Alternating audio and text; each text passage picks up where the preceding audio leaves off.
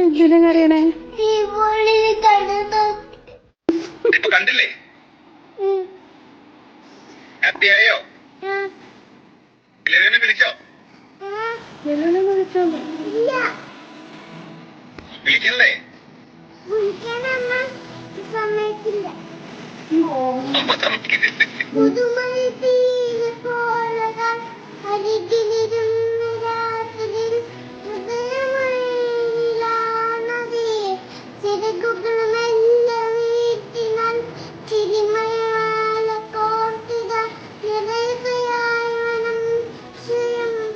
പാട്ടൊക്കെ പഠിച്ചു വെച്ചിട്ടാണോ?